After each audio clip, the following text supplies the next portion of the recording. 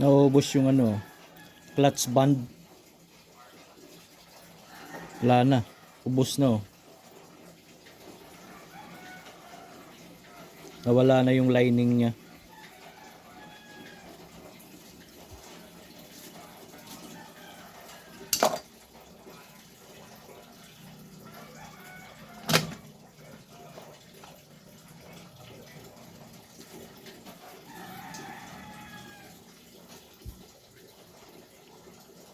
Doon ako dito dumikit. Ayan oh, kinalawang. Uubusin talaga yung clutch band nito. Parang ano eh, parang ano siya oh, parang liha.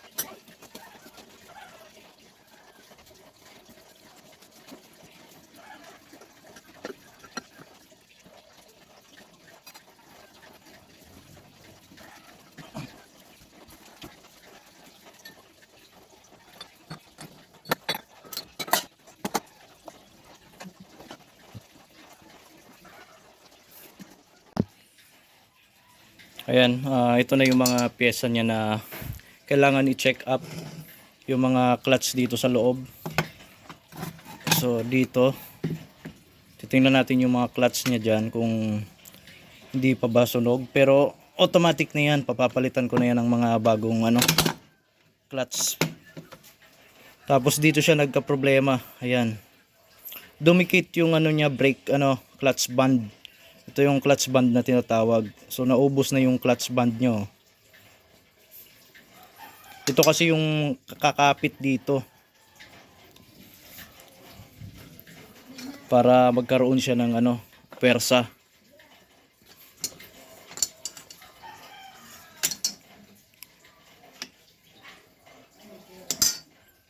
So kakalasin ko muna din to.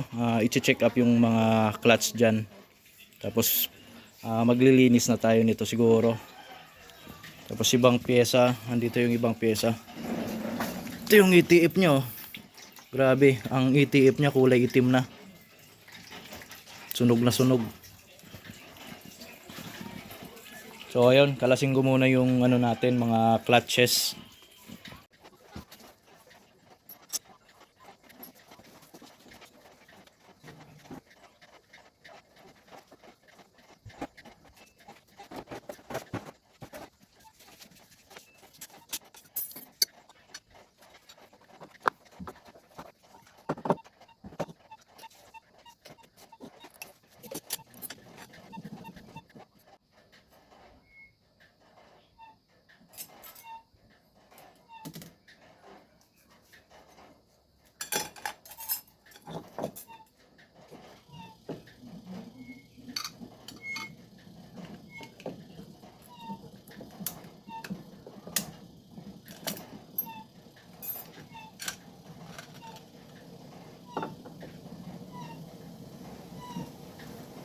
Grabe oh.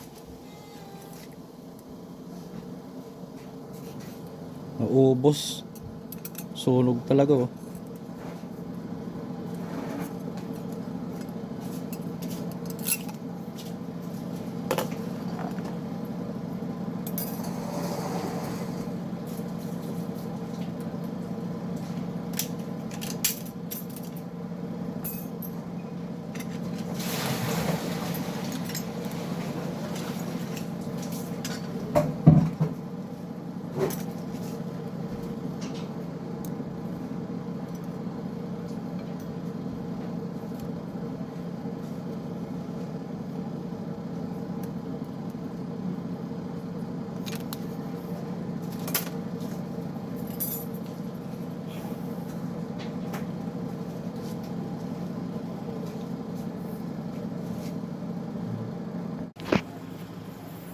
Grabe.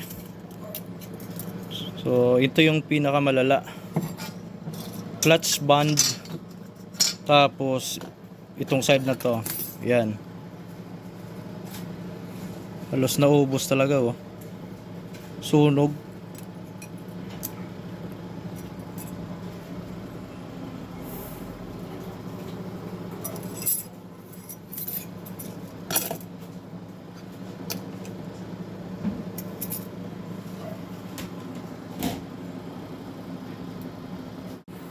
Yan, pa-orderan muna natin ng pyesa to para maibalik na agad, ma-rebuild agad.